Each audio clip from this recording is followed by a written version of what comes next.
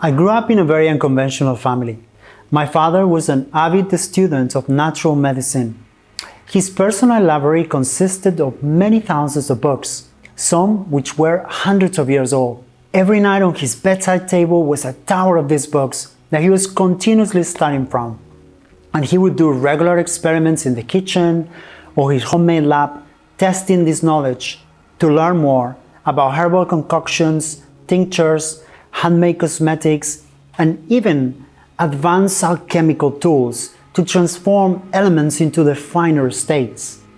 By the mid-90s, he set up a more formal setting for his holistic practice. I have the privilege to learn firsthand how he would combine disciplines based on ancient traditions that many great physicians promoted centuries ago and that were the cornerstone of ancient healing medicinal systems from around the world, such as those of the Chinese, Tibetans, Egyptians, and Indians. They understood the body as a whole and saw it as intrinsically connected to its environment. These early traditions also understood good health as an expression of a harmonious relationship with God, the cosmos, and nature. Without this, it was thought that people would develop all kinds of diseases. While working at my father's holistic clinic, I witnessed with my own eyes just how many of his clients would heal from so-called final stage diseases in weeks or even days, following these holistic approaches which you will learn about throughout this course. While this ancient wisdom has been eradicated from the West modern medical system and mocked and ridiculed as witchery, today we are seeing a revival in its popularity in search of a kinder way to good health.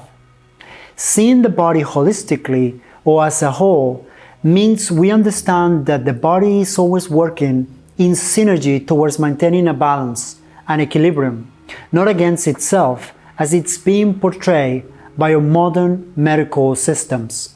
The terrain theory concept was coined by the French chemist Louis Pasteur in the final hours leading to his death, as he proclaimed, "The microbe is nothing, the terrain is everything." This statement supported the ancient approach of keeping a balanced ecosystem within the body, against his previous convictions that the virus was to be fought or destroyed. First, do no harm was one of Hippocrates' most famous tenets of health when he created the foundation of medicine to treat the human body a few hundred years ago, and which has lasted up to this day.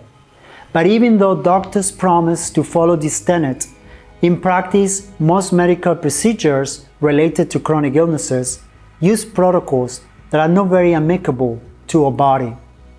Whether it's the disruption of the fine balance of our gut flora through the constant use of antibiotics, or performing unnecessary surgeries to treat conditions that can be easily resolved by dietary changes, we're seeing a medical approach to health that breaks this important principle of not causing harm. Our ancient medical systems follow the premise of viewing the body as one entity and would never see the need to remove or attack the body in an invasive manner unless extremely necessary. Instead, they look at ways to work harmoniously with the body to attain balance and equilibrium.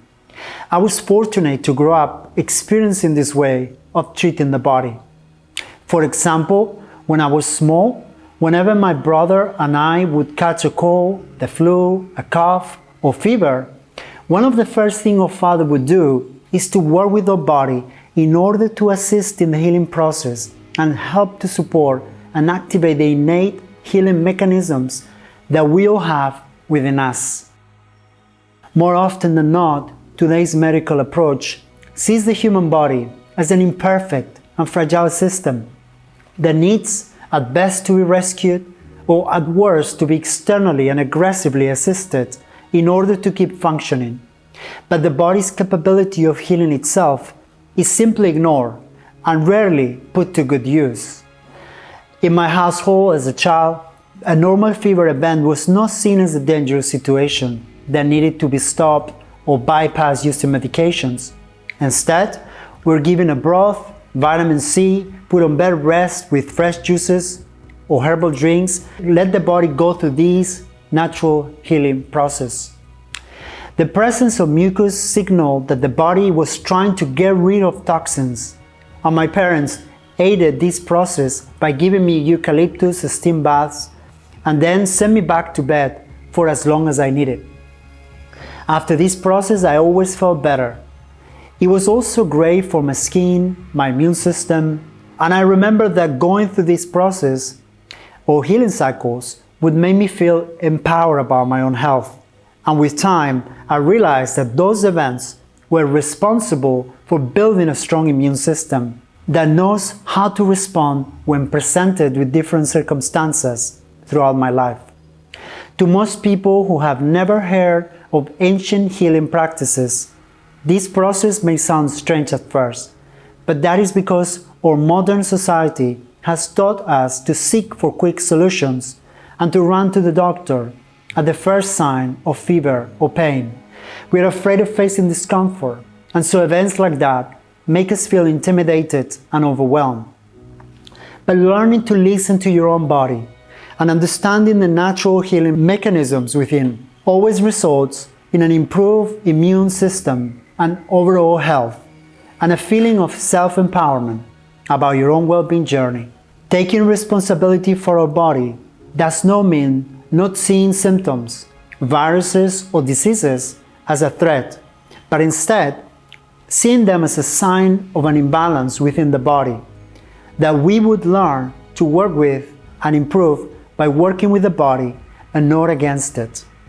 You should still seek medical advice from doctors when necessary, but you should also let your body healing mechanisms be activated and put to good use, and not just rely on external artificial solutions that often disrupt your body terrain and numb your potential to achieve good health.